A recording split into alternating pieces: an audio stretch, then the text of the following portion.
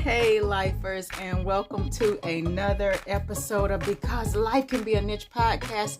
Thank you so much for joining and coming in the living room. We got another great episode. I cannot wait for you guys to get a piece of this. I'm so excited to be with this brother today. But you guys know how we do it. Follow us on social media at KD Bryant Writes. That's KD Bryant Writes. Also, you guys know if you're listening to this wherever you get your podcast, thank you so much for listening. We would love for you to come over and watch on our YouTube channel as well. Life Can Be a Niche. And if you're watching, hey, hit the subscribe button. It's free. It doesn't cost you a thing. We appreciate if you share it, tell your friends about it, get engaged with us, get in the comments, tell us what you want to see, what you want to hear, so that we can just build together and just do more together on this channel. We love having you in the living room with us. And you guys know how we always start off with a tea. I, of course, have this cup. It is not a teacup, but it's my cup, and I love it. It's my Because Life Can Be a Niche cup. If you like a Because Life Can Be a Niche cup, hey, you know, we have these available, so we'd love to get one out to you. But aside from that, the tea of this episode, and I was trying to think, like, okay, I've shared so many different teas that, like, I really like it. I'm always coming up with my favorite tea. But this time I'm doing a little different tea because it's something that I tried that I'm not a fruity tea kind of person. I will drink fruity teas. I found some that I like, but this tea, lemon zest. And I told you guys I love the loose leaf teas, but it's just so refreshing. And now that it's warming up outside and it's getting to be springtime, this is just a light, refreshing taste. It just opens up the sinuses and everything else. So the tea of the episode is lemon zest. But that is not even, get that tea, try it, tell me what you think, recommend your own teas to me. But let's get into the topic. Money, money, money. But not just about making money, about leaving a legacy. That's what this episode is about today. We have Lee Johnson in the house, and I have to just set it up with a little bit of background about who Lee is to me, because it's funny how you meet people. So Lee and I work together because I still have a full-time job. So we work together in the corporate world, and we are on a team together. The Black team members have a group where we meet together and we talk, we share ideas. We have like networking, social hours, even though it's COVID and we can't really see each other, we're all over the world. So it's nice to connect online. And that's what we do, is we have these meetings at night and just kind of catch up and talk. And on one of those calls, I was so impressed. First off, to hear how many of my fellow Black team members are investing and saving and making their money work for them. And we talked about multiple streams of income, because even though we are all in corporate America, we know that things can always change quickly, and you may find yourself out of a job or unemployed. No matter how good you are, those things may happen. And it was so many people on that call who were like, oh yeah, well, I'm investing in this, and I have these properties, and I have this. And Lee dropped so much knowledge on that call that everybody was like, Lee, you got to come back, and we just going to talk to you about this knowledge. And I went to him later and I said, brother, you got to come on the podcast and tell, my people, you got to come in the living room and tell the community about this deal right here, because I learned some things that I had never heard of, and how I can build a better financial place for my children, because that's where I am. You guys know that I'm divorced. I'm a mom of 2 boys. And my goal is to make sure that I leave a legacy. And my parents always taught me, and my father always said, you always want to make sure your children have better than you had or have more than you had. You don't ever want to leave lacking or with less. And they did that for me. My father did that. My mom is still with us, thank God. But, the whole plan is you want your children to live better. And I am hoping that and praying, but also building a foundation for my sons and educating them on finance and money, because that's just not something you study in school. That's not something you learn about. And if you didn't major in business, or you didn't major in finance, or major in law and real estate law, you might not know these things. But Lee and has Johnson has made it easy for us all. He's going to be on here today talking about how we make our money work for us, how we change our mindset about money, about success, about building, and about community. And that's one thing that he said. You guys, I'm going to drop everything in the show notes so that you can follow him. He and his wife are doing that. They're building community and educating people on how you can do it yourself, and breaking it down. So this is a high level talk, because we can't even get into like the deep details. But he's already promised me that he's coming back to the show, and I'm going to hold him to that. So without even holding any longer, y'all, welcome Lee Johnson into the living room on the Because Life Can Be a Niche podcast. That's awesome. So we will go ahead and get started. First of all, I just want to welcome you into the living room, and to all of our lifers. Guys, you're in for a real treat because Lee is awesome. Lee, the way we kind of even got to this place is because you and I work together, and we're in the corporate career place, and we were all on a meeting together, and I was so impressed to hear all of the knowledge coming from you, sir, about multiple streams of income and what you're doing outside of just the traditional workforce. Because I think, first of all, you're brilliant and excellent at the company that we work for. So let me just say that. But when you started dropping the knowledge on the real estate game, and how you can actually have investments that are working beyond what you see just turning on the computer, you had knowledge to me that I had never heard of.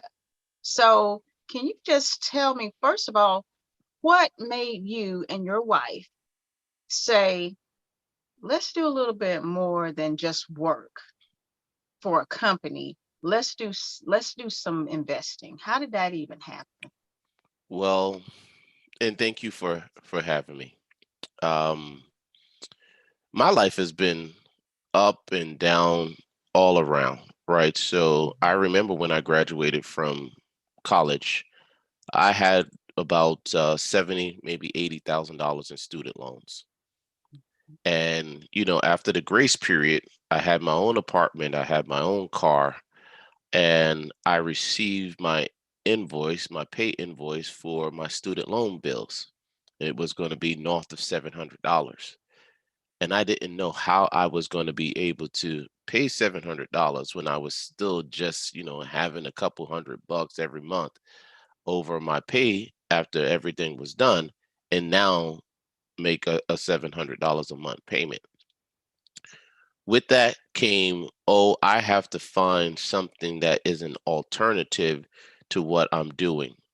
Fast forward to 2010, I was working for Accenture. And when I was at Accenture, um, I had an opportunity to travel the world. So I went to Singapore for 2 years. I went to South Africa, where I met my wife in Botswana. We did another 2 years there. Then we came back to Washington, and I helped Costco to implement their SAP system. And since my wife is not from the United States, she had a little bit of struggles finding work. Right? She has an undergraduate degree from the University of Cape Town, but making a transition, she struggled just a little bit. So what I wanted to do is, knowing that she's educated, she's really smart, I said, let's figure out something that we can do that's not tied to a 9 to 5. And we explored opening up a daycare business. Um, that didn't work out well. Franchises make you into a slave, in my opinion. But then we found real estate.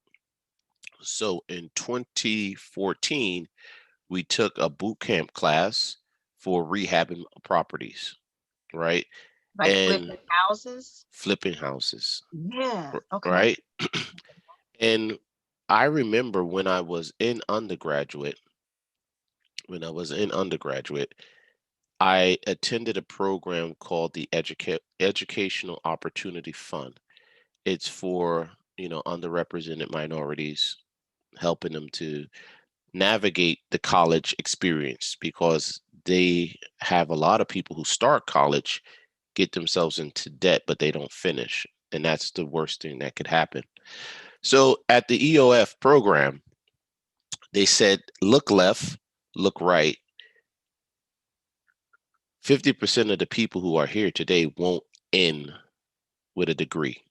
And I said that that wasn't going to be me. So when I was at this boot camp class, there were probably like 20 or 30 folks in there. And I said to myself, again, I'm going to be one who comes out of this class and I'm going to do something with this knowledge. So I did the bold move and I walked up to the instructor and I said, within 1 month after finishing this boot camp class, we will have started our first flip. I will not let 30 days go by and not have done anything with this information. So, long story short, we uh, got into our first flip about 13 days after ending that boot camp. We flipped that property in about 90 days. I learned a lot by flipping that property.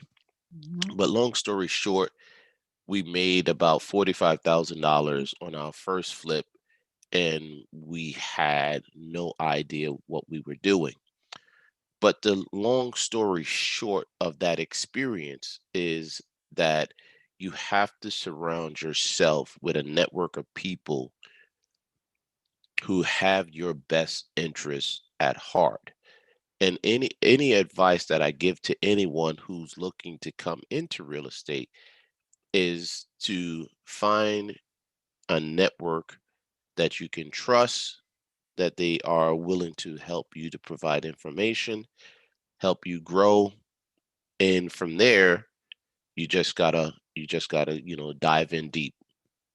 So that's how we got started in Mhm. real estate. But I'm ambitious with my professional career, always wanting to do more. But a good problem to have is that the more money you make, the more Uncle Sam takes. That's right. So I reached a certain point in my life where I didn't want to make any more money because Uncle Sam would take more money. So Mhm. I read the Cash Flow Quadrant, right, by Robert Kiyosaki. Mhm. And I read Rich Dad Poor Dad probably in 2001, Yep. 2002. If Mhm. And that book helped me to understand that there are different quadrants of making income, and the best quadrant for making income is from passive investments.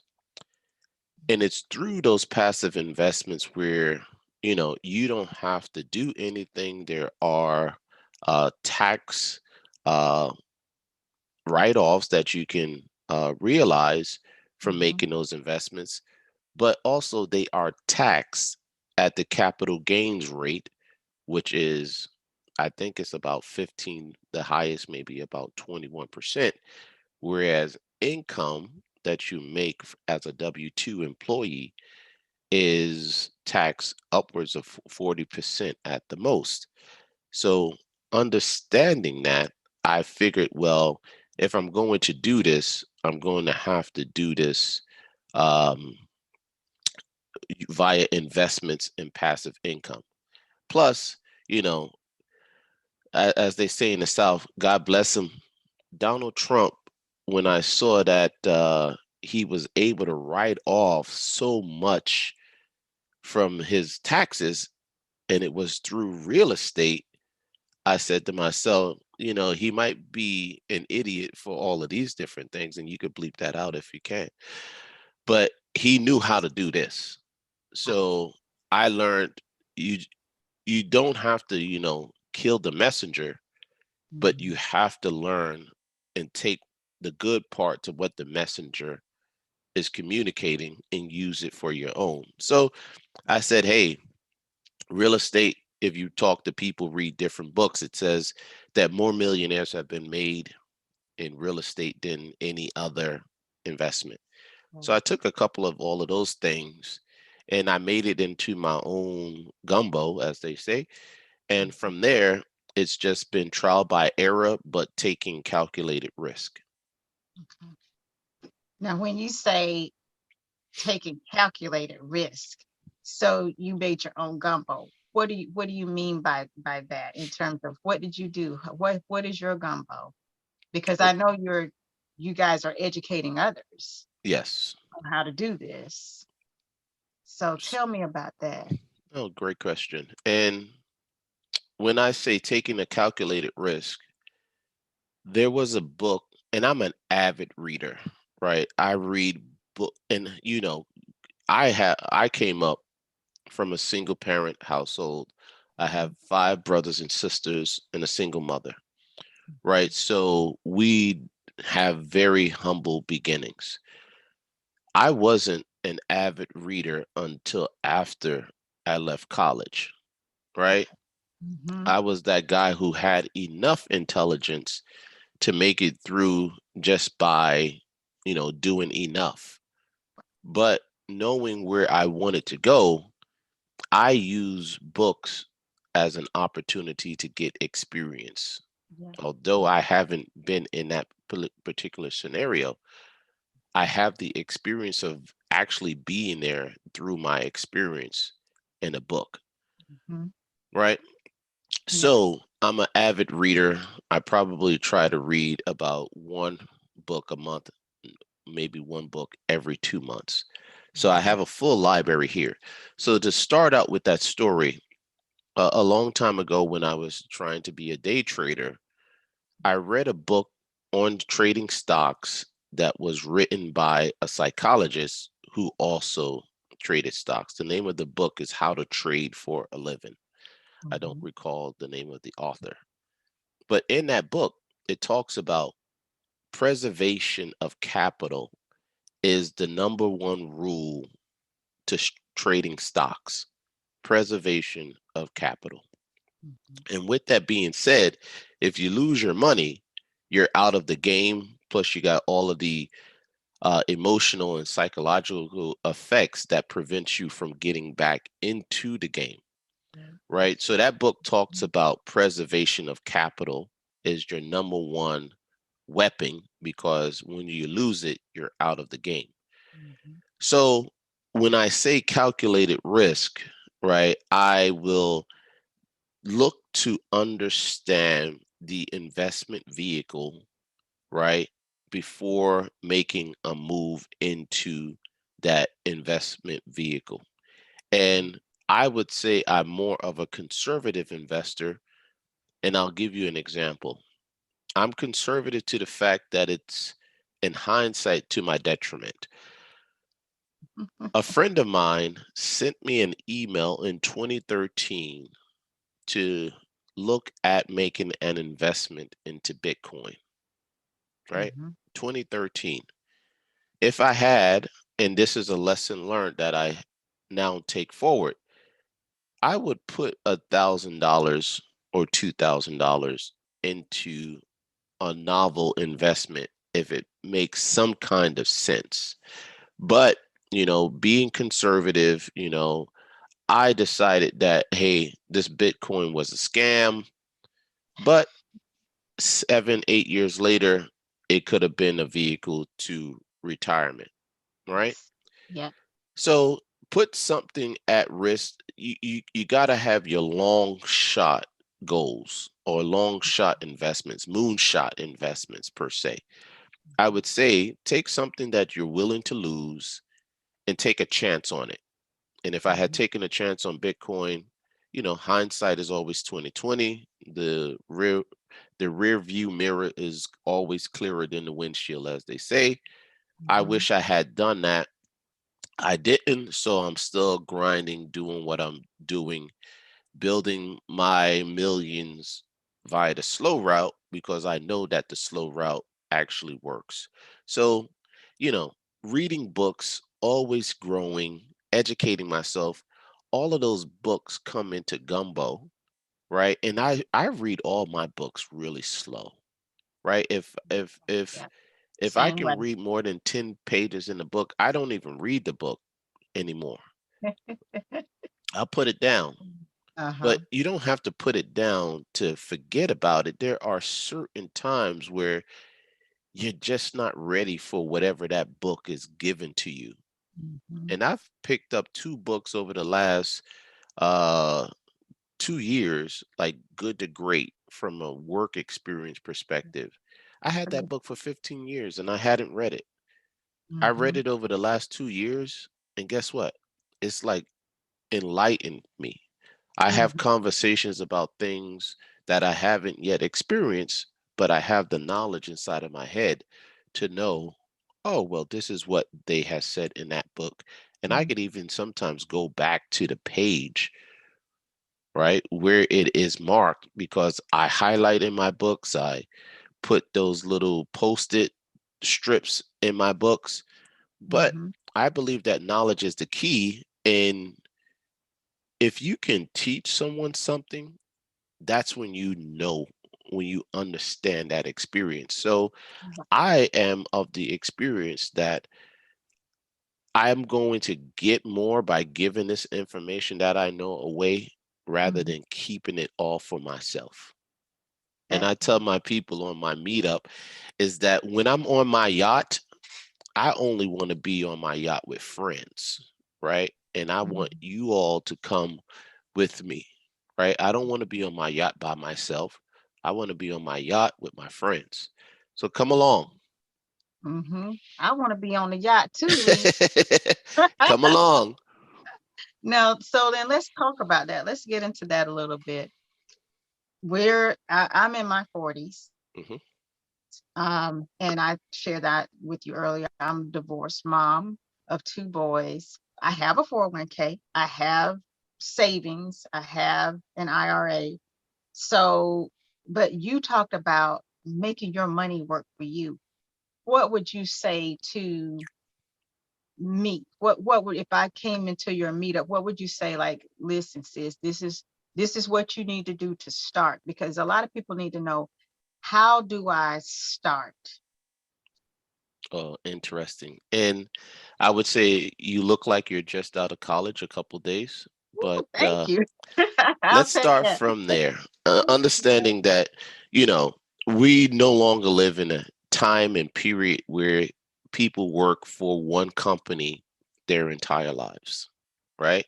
Those days are gone, whether or not if you were a Ford or a General Motors or a GE person. The days of a person working for one company for 40 plus, 50 plus years are over. That said, most people will have several jobs throughout their work career. If they're contributing to their 401ks, right? Mhm. Once they leave those jobs, they are able to move those 401k monies anywhere they like as long as it's a like for like type of transfer. So you can take what you have inside of a 401k and you can transfer that to another IRA, Mhm. right? Mhm. But the benefit in what most people don't know is there is a term called a self-directed IRA where you have a custodian and the custodian is just there to meet the obligations that the Ezra law says, but the Mhm. custodian can give you checkbook control over the investments that you're going to make. For instance, I am with a company called Broad Financial, Mhm. right? And Broad Financial has a custodian called Madison Trust. Now, what they did for me is they created something called an IRA LLC, right? So they created me this LLC, and this LLC I do all of my investments out of. So you leave a job, you move over to a new job. You can leave that IRA money where it is. I say don't do that, because if you look at the schedule, you'll see that there are so many fees, and those fees are eroding the growth of the asset, Mhm. right? You can take that money and move it to another 401k. You can transfer it into your new employer's 401k, but that's still more of the same. You are only allowed to make investments in whatever funds that they have there, right? Right. I would say a much better thing to do is to transition that money into a self-directed IRA, and then you get to control where those investments are. So I tell people at the end of the day, if you trust yourself that you're not going to commingle in those funds, Right. move it over to a self-directed IRA with checkbook access. Mhm. If you don't trust yourself so much, you can move your self-directed over to a custodian who has more rules in place, such Mhm. as the equity trust. And whenever you want to make an investment, you fill out a form. They ask you a bunch of questions. They'll send you the money. It takes a little bit of time for them to get you the money. Mhm. When you're doing real estate in the fashion that I'm doing real estate, you need to act with speed.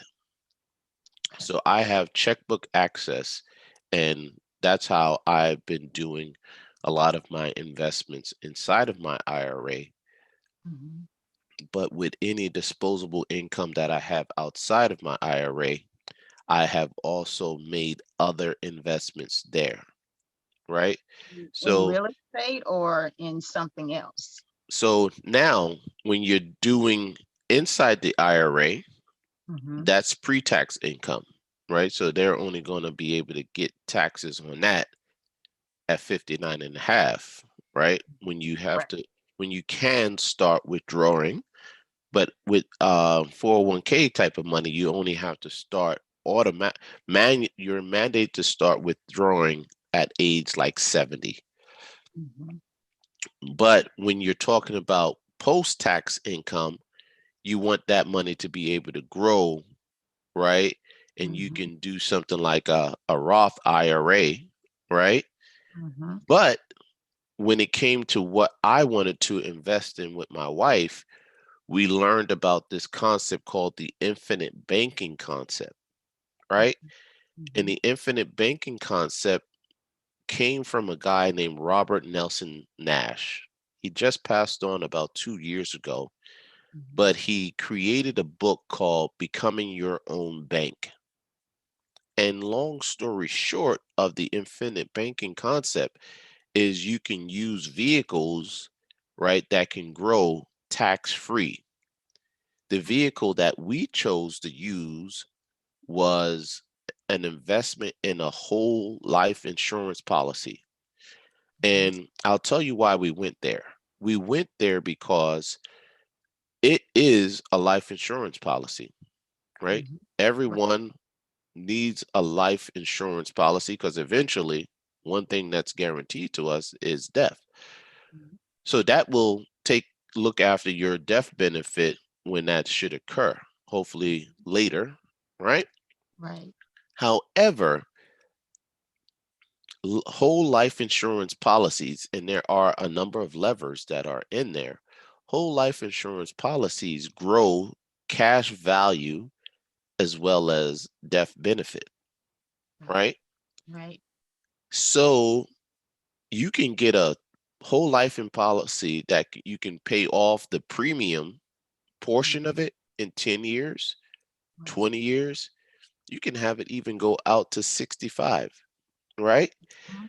The thing about it is death benefits, when they're paid out, are not taxable to your beneficiaries, Right. right? That's right. That's right.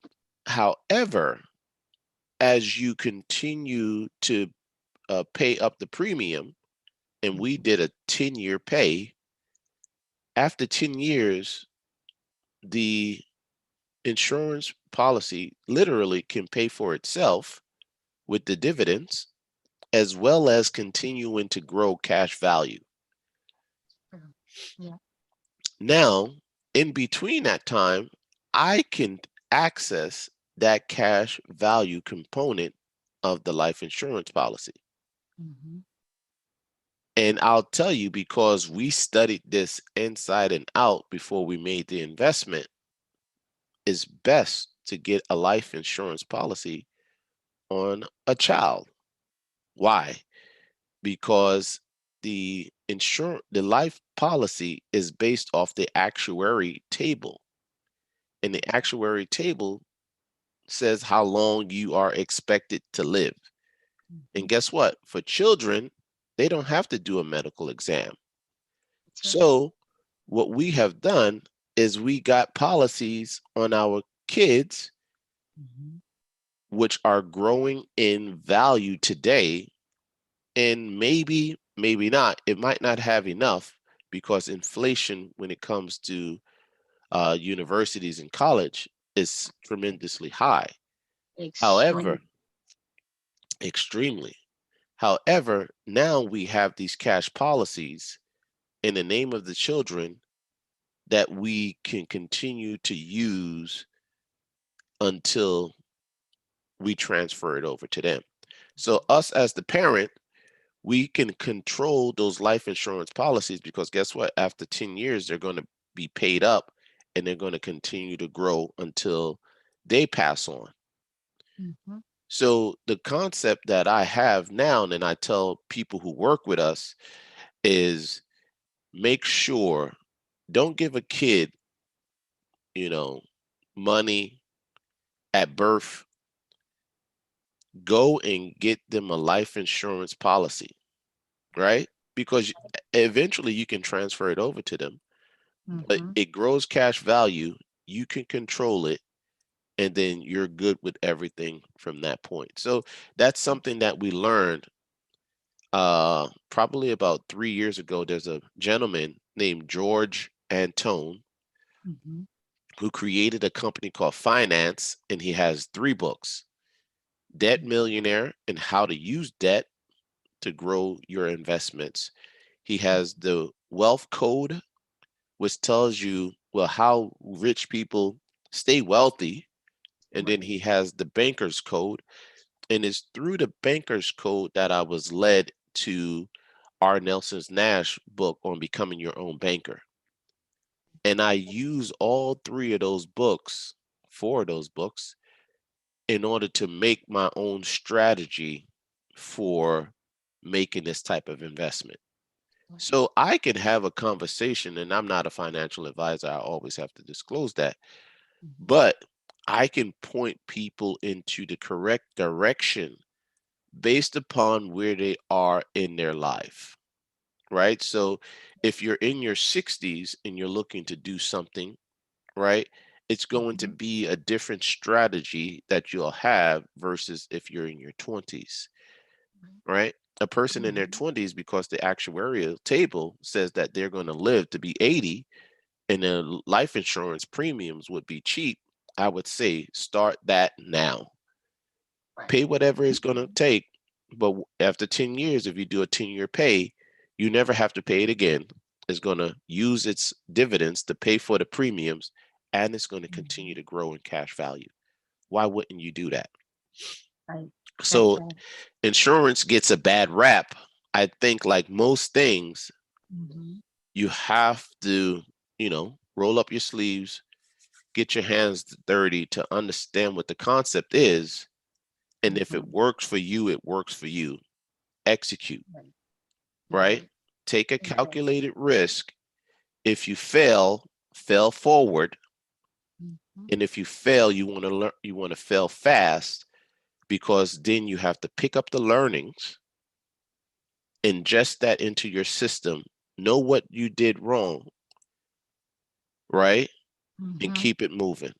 I have a poster right here next to my garage door as I walk out.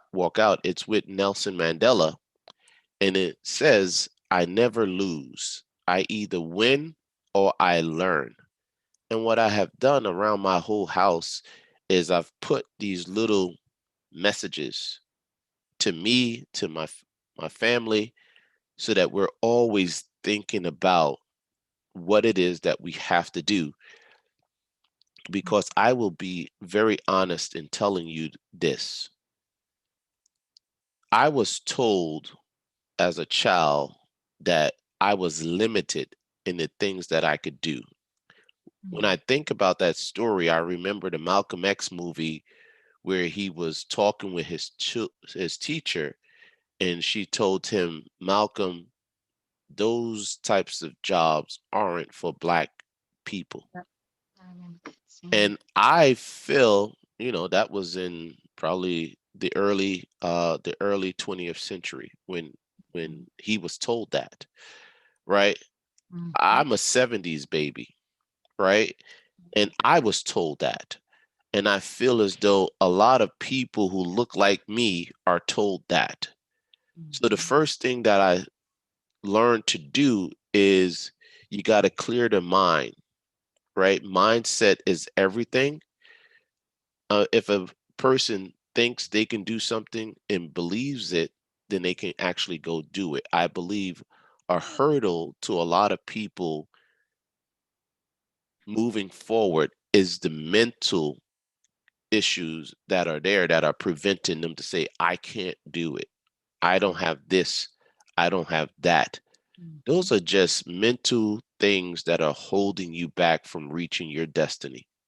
Right. So I start with mindset, and I did a meetup the other day at the beginning of the year, because it's at the beginning of the year when people start making all of these New Year's resolutions.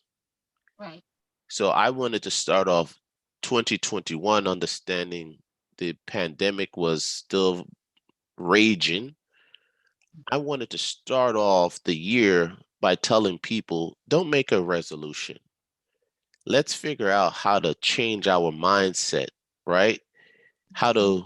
to, get rid of the limiting beliefs, right? Mhm. Push down the limiting beliefs and expand upon the empowering beliefs, right? And Right. you have to take those negative ideas and get them out of your mind so that you can replace those negative ideas, because they're still going to be there. Mhm. You have to replace those negative ideas with empowering ideas, because they're going to fight each other, right? Right. And then you take those empowering ideas, you figure out, well, what are going to be your goals? But I also say, this is another book from a gentleman named James Clear called Atomic Habits. Don't focus on your goals. Focus on your systems that will lead you to your goals. And if you do that, you will eventually reach the goal. And I Mhm. use this for myself. I was overweight, right? And I wanted to lose weight, right? So I Mhm. said, oh, here's a target weight that I want to be at. Rather than focusing on my target weight and getting on the scale every day, I said to myself, I need to exercise every day. Every day I eat, every day I need to exercise, right?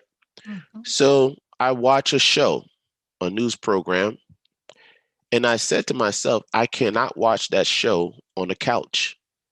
So if I want to watch that show, I have to either be on my stationary bike or on my elliptical. Mhm. And it's called the reward system, Right. right? James Right. Clear in Atomic Habits talks about how you use the systems to reach your goals. You don't just focus on the goals. Because when you Mhm. don't focus on the goal, you see, we're gonna do the whole mind trip. When you focus on the goal and you don't achieve it, you say to yourself, I'm a loser. Right. Yep. That then puts a negative or a limiting belief into your subconscious mind. Yeah. Once something is into your subconscious mind, you can't get rid of it. It's Mhm. there just messing with you, Yep. right? If Holding you you back. focus on your systems, Mm-hmm. right? Even if you don't exercise for one day, you can get back up and say, the system says I have to do this. And now you're a winner. And Mm-hmm. I often tell people, even people on my team, let's focus on a 1% improvement. And there's a chapter in the book where they did 1% increments, and they have a chart that says if you make 1% improvements every day, at the end of the year, you'll be 38 times better. But if you Off make of 1%. off of 1%, Oh and it's wow. these small incremental changes that you do in order to reach your goal. As an example, James Clear talks about in the book, if you want to read a book, but everybody's life is busy, right? Mhm. What you do is you put the book onto your pillow, right? You make up your bed, you take the book, you put it on your pillow. And eventually, if you read 1 page, 5 pages, 10 pages a night before going to bed, eventually you will reach the end of that book. Mm-hmm. That's true. And it's because you built up a habit of reading before you go to sleep. And Mhm. it doesn't matter how many pages you read, I guarantee you, you will eventually get to the end of that book. And that's a wonderful analogy that you can put together on how these things about systems actually work. So it's a whole bunch of this, a whole bunch of that, but just reading, educating ourselves, taking that knowledge and putting it to action. One of the Mhm. quotes that I built out for myself is people say, "Oh, you're different, you're lucky, you're this." And I Mhm. say, luck is when opportunity meets preparation, but you will see that if you Google it on the definition of luck all over the internet, right? Mhm. Luck is when opportunity meets preparation. Right. And I've added a small sliver to that. Luck is when opportunity meets preparation plus massive action, right? Right. That's right. Yeah. You just got to do the work. You gotta get into the game. Yep. You That's true. cannot, you can have people who are on the sidelines cheering, doing all of this, yelling at the referee. But one Mhm. of the things that trading for a living taught me is that it emotions kick in, right? And the analogy that he used is that you can have a funny money account where you're trading, right? You're buying this stock, doing that stock, whatever have you. And you could actually be winning when you're playing with funny money. The Mhm. difference is that when you get in with real money, your own money, emotions kick in. Emotions that you didn't even know you had, right? Mhm. So when you have real money in the game, you become a different person. So Right. that's where the massive action comes in. That comes in if you fail, fail fast, but fail forward. So all of these different things are all coming together. And now that the foundation is built, right? The foundation is built, it's only able to grow bigger and grow bigger and grow bigger, right? And there's a Right. book that I have, it talks about the different levels that people are on. And I would say, me, I started out not even at the step, I started in the basement, right? But now, if I can get to step number one or number two, you start thinking about the legacy that you leave and what is it that your children, your grandchildren, what step are they going to be on that you've prepared for them so that they're not starting on the first step. So I know I said a lot there, right? But that's just the way I think about the world. And I'm strategic in my thinking. I always look at what the end point is and I plan back, right? Right. So So if my you want goal to is have this retirement. amount, right? So if you want to retire early, you want this amount of money to Yep, retire and to leave a legacy for your children.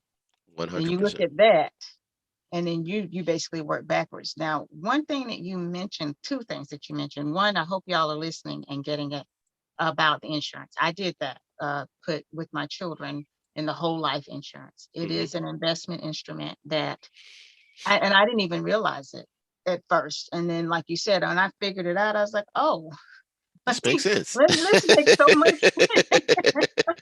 This just But you makes gotta do sense. insurance anyway. Hopefully you'll do insurance anyway, but why not have it making money for you and then serving as a benefit? But the other thing that you said was about when you change jobs, you can use that 401k money to and put it with a custodian, and then you can use that money to invest. But what if we're still at the job and we have all this money sitting there? How can you still use some of that money? How do you have the capital to get to the point where you can invest in real estate? Because we're not talking a couple of $100 here. Mhm. We're talking, how much do you need and how do you even do that if you're still at a job and you don't have access to that money because it'll be taxed? Yeah. So there's a couple different ways that you can actually get creative about it, right? One of the ways you can is you can take a loan from your 401k. The good thing about that is that you're paying yourself back, right? And you're paying Mhm, yourself back with interest, right? The mhm, negative to that is that the monies that you take out for the loan, usually they liquidate some of your funds to have the cash value to give you the loan, so it's not growing. That's one of the reasons why when you understand the infinite banking, right, you want I think it's called a non-recoverable type of loan, but don't hold me to that. But it's the policy where if you take a loan out from the policy, the cash value didn't go down by the a loan amount, right? You're basically taking a loan from the insurance company, right? mhm. But it's tied against what your cash value is. So it's still growing, and compound interest is the best thing to do. So first thing to answer the question is, if you are still with the employer, you can't move those funds anywhere, but you have access to a loan. The second piece of this is there are many channels that can be used to make real estate happen. For instance, I now know, having been in the real estate game for several years, is that if you find a good deal, I don't care how you get to the good deal, but if you find a good deal, money will not be your problem, Okay. right? Because if you are a member of a real estate club, a local RIA, and you go down to that RIA and you say to someone, I have a distressed property under contract and it's valued at $150,000, but I have it under contract for $60,000. I just need money to make this happen. You will have a line of people waiting to work with you because they know that that's a good deal. So Mhm, that's called being a wholesaler or a bird dog, right? You can mhm, use all of that to get into real estate. But also you can say, well, I have to, if I don't have money, then I have to have time, or I have to bring something to the table that mhm. will bring the money, right? And I started watching those videos with Carlton Sheets, so I'm showing my age, ages ago, but these are the same concepts that he was talking about. And as I mentioned earlier, sometimes you get introduced to something, but it doesn't resonate with you at that time. Right. A lot Exactly. of this resonated. A lot of this was introduced to me with Carlton Sheets when I was trying to figure out what I was going to do with my life. But now it's things that are real to me because I'm using those experiences every single day. Gotcha. So talk to me, because that makes perfect sense. And I didn't think about that, taking a loan out, because you can borrow from your 401k. Um, Talk to me about what you're doing with the multi-housing investment, because we talked about flipping houses, but I know that, part of your um, business that you and your wife are building, and in wealth education too, is making money multiple ways. How I didn't even know until I heard you talking about it, that you could invest in multifamily Hmm. projects and things. And I know that's a big topic. So if you want to just give us the high level, and then we're going to tell people how they can find you guys so that they can come into your meetups and get all of this information and details, because you are so strategic in how you explain it. But Great. can you just, Yeah. drop a little bit of it on us today? All right. So when it comes to commercial investments, and this is something that I had to learn, and I learned this from being a flipper, right? So if you have any W-2 income, once you exceed 150,000, right, all of your options are limited in what you can do from a tax write-off perspective. So if you're doing flips, right, and you have a W-2, all you're doing is increasing your tax bracket or raising yourself to a higher tax bracket. And then by doing so, you're paying more money to Uncle Sam. I don't push people away from doing flips. I say if the flips work for you and your situation at this very moment, continue to do so. Right. So we did flips, did several flips. And that's one of the reasons why my wife went and got her realtor's license, because hey, we were giving away money to our realtor, Right. because literally the house is beautiful at that point in time, right? Mhm. The floors are done, granite countertops, stainless steel appliances. People walk in there and you almost have a bidding situation on every single one. Do you really need to give 5%, 4.5% to realtors for bringing buyers to you? You don't.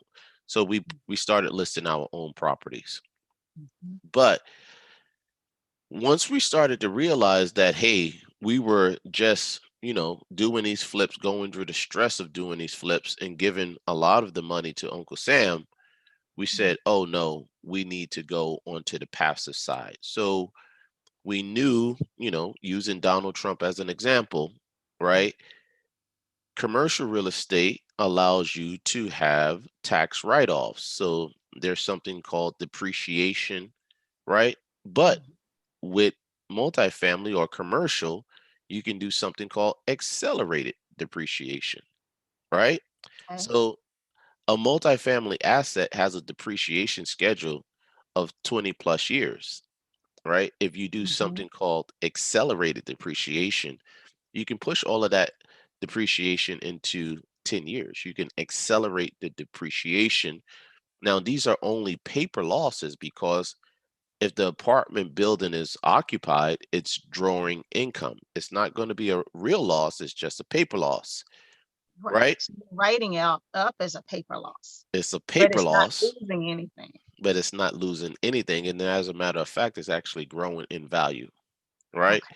Okay. So when it comes to commercial investing, there are a couple different types. There's core plus, there's value add, and there's opportunistic, right? Opportunistic is when you basically are investing in a syndication where they're building something that doesn't exist. That's where you see apartments that start out as dirt, they grow up Mhm. into the sky, they have to lease those out. The returns on those are pretty high. It's just that the risk reward balance is there because it's very risky, right? You don't make any income until that property is built, and that can take 2 years. Then it has to be leased up, and then you start paying off the investors. The reason why I like multifamily value add is because with value add multifamily, the property is already generating cash flow, right? Okay. But what I'm doing is I'm doing a flip on steroids. With a flip, I'm usually focused on one unit at a time. 3 months Mhm. in, 3 months out, flip is done. Economies of scale allow for me with a flip. Economies of scales with a flip allows me to do 100 flips all at once. So Okay. what you're going to do with commercial is it's based off the NOI, which is the net operating income, right? Mhm. Multifamily assets are judged based off of how much the net operating income is, right? And there's a formula around net operating income. Mhm. But the short story is if I renovate a house, right, and I make it beautiful, I only can sell that house based upon the comps for other houses around it, That's true. right? Right. Mhm. And that property will only go up as high as the market is also going up for that same property. That's right. So that's called market appreciation. Mhm. With multifamily, because it's based on the NOI, I can do something called forced appreciation, Mm. where if I can reduce the expenses, right, of the property, but raise the income that increases the NOI, is called forced appreciation. Mhm. And with forced appreciation, I can increase the value of that property by the things that I am doing, regardless of the market. Now, Right. there are certain constraints of doing this, but now you are in control. You are driving it, whereas the S&P 500 is getting 9%, 10%, 11%. Mhm. When you're doing these multifamily deals, you can get, they call it IRR, in the high teens. I have even been a part of deals where the IRR has gone up north of 25%, right? Wow. So here it is that you're making these investments. But the long story short of it is that these assets aren't purchased. These assets aren't purchased by one individual. Okay. There's usually a team of people who come together with their resources to Mhm. form an LLC that then purchases that asset, right? Right. And then they have a business plan for making the renovations, adding amenities, increasing the rents, increasing the NOI. And typically they sell off those assets in 3 to 5 years, right? Mhm. But this is the beautiful thing. And it's not for if you're investing on the LP side, right? Because the IRS wants you to basically do two things: either create jobs or build housing for people. Mhm. And if you read a book by Tom Wheelwright called what is Tom Wheelwright book? Tax Free Wealth. He tells you that the tax code is written for investors, and you'll get both the same out of tax free wealth as well as the cash flow quadrant. They tell you all of this, Mhm. right? Right. But the IRS has something called the 1031 exchange, right? And a 1031 exchange says that Mhm. when you sell an asset, you don't have to pay taxes on the sale of that asset if you buy a like kind asset. So if you sell an apartment building and you buy another apartment building, guess what? You don't pay taxes on the one you just You sold. you just sold. Oh, wow. It is called a 1031 exchange. There are certain rules around it. There's intermediaries that come into play. Right. However, this is my strategy, and I heard this from a gentleman who was explaining this. Called it swap until you drop. I like Sell that. one, get another one, Uh-huh. Now, you didn't take the monies out Right. when you sold it and you purchased a new one, Right. but after a couple years, you can refinance that. And guess what? There's no tax on the Okay. refinance. So Right. you pull out that money, allow that investment to still grow, executing your strategy, and then you do it all over again. And if the earlier you start, the more times you can do this. Right. But when I learned about this, I said, there's no way I am not going to be all over this. Right. There's no So way. I didn't mean to cut you off. Go ahead. So tell me then, how much money, first of all, do you help people with starting an LLC? Can they be a part of your investment group? How do people even get the I guess the know-how Well, to do this? like I said, always build out your circle of trust. Hmm. Find people who are like minded, like you. Build out a network of trust because this is all going to happen within your circle, Okay. right? And Hmm. then always educate yourself, build a habit of reading books, and always the books aren't going to lay it all out for you.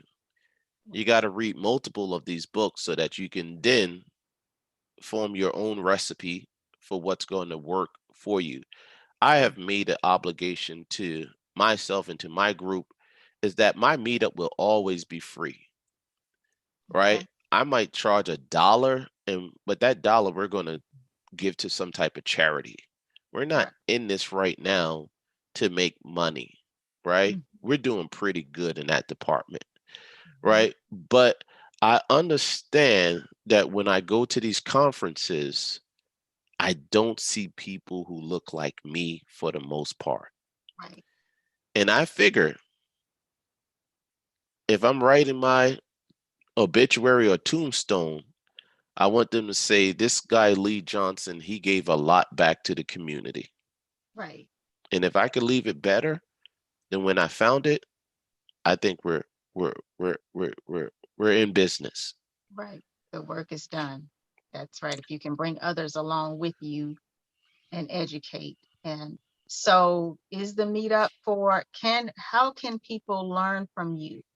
How can people who are watching right now follow you? What can people do to learn more? Because you share a lot.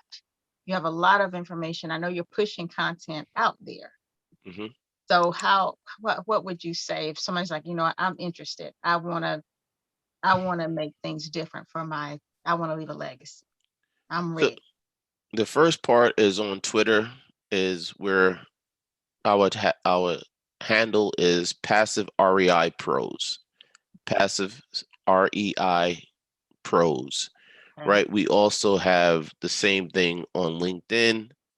On Facebook, we are Value Investment Partners / Loudoun REI Connect. So we didn't know what we were doing when we created the Facebook page. So we kind of sort of had to make that work.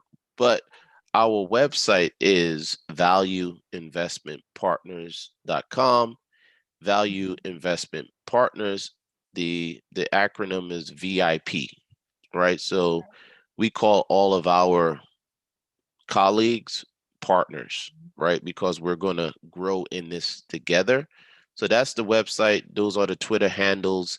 The meetup group is Loudoun, Loudoun. That's where we live. REI Connect. When we started the meetup, right, we wanted it to be just a local type of thing, right? We never wanted it to grow to be ginormous. It was Mhm. for local people to come in and learn about making investments, but COVID changed everything, Right. right? So now we've opened it up using Meetup as a vehicle. We'll continue to do meetups, right? But the Mhm. local component is still going to be the local component.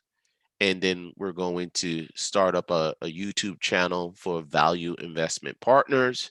We're there, and My wife is exploring, and thanks you, Katie, for just being a brain trust on how to communicate better to the external world, right? So before we started this, you gave me a whole bunch of apps that I'm going to share with my wife so that we can just continue to give content out there. And hey, if what we're delivering to others, if it works for you, it works for you. Come and join, come learn, uh, come and share your experience and Yeah, your knowledge that's with right. others in the group so that we all can grow together. At the end of the day, when we party, we want to party with friends, right? When we're on our yacht, we want to be there with friends. So that's where we are. That's perfect. That's wonderful. And I love what you said about, it's about giving back to the community. And I want to thank you for coming on and just sharing just pieces into it. Lee, I didn't realize, I mean, first of all, the fact that you can remember all the books you read, all the authors who wrote them, I'm like, man, I need to take my ginkgo biloba or something. I cannot I remember don't know what I would be without my memory, right? So hopefully, that I see that guy on that commercial that talks about he takes these pills so that he can maintain his memory. I don't know what I would be without my memory, but you know, hey, if I forget it, I hopefully forget it after I don't need it anymore, right? I have a company of people and they're executing the system for me versus me having to execute everything all on my own. But Mm-hmm. hey, yeah, I'm a big fan of books. Uh, I remember because Vernon Jordan just passed away 1 or 2 weeks back, and the first book that I read was his. Vernon could read, so Oh. I read that book, and that was the book that kind of sort of lit me up Yeah. about reading and learning, etc. Mm-hmm. And Vernon Jordan is no longer with us, but I remember I was watching PBS NewsHour, and Ursula Burns, who is the former CEO of Xerox, spoke about Vernon Jordan and how he had impacted her life. She basically Mm-hmm. said, at every milestone event of my life, Vernon has been there for me. So we Mm. talked about, the legacy that you leave when you're done with your business here on earth. Right. What Ursula Burns did for Vernon Jordan is how I would hope that others will speak of me when my business is done here as well. Absolutely. Well, you are definitely on the right track for making that happen. And I mean that is success. I mean, people measure success in a lot of different ways, but when you are learning and growing and developing and then finding a way to help someone else, sharing the information. We talked about crabs in the barrel before we started, and how sometimes people just want to hold on to it and keep it to themselves. But when you're like this, nothing's coming in and nothing's going out. But I mean, when you share things, though, our whole community grows, and I love that about your business concept and your foundation. I can't wait to chat with your wife when we get a chance so we can put our heads together. Um, but just one more thing that I wanted to ask you is, um, how little money do you need? Like, because people are probably hearing like multifamily, like, oh, investing, I must need $100,000. I must need 200,000. What can you take? Because I want people to know that it doesn't take a whole lot. It just takes being smart about what you already have. So what is the if I'm like The bottom of ground the barrel? floor. Yeah. So the there's one investment that we're invested in right now, and it's a property called MacArthur in Texas. Mhm. That property was the lowest that we invested in, and that was $25,000. Right. The average property that comes across our desk is for $50,000. Right.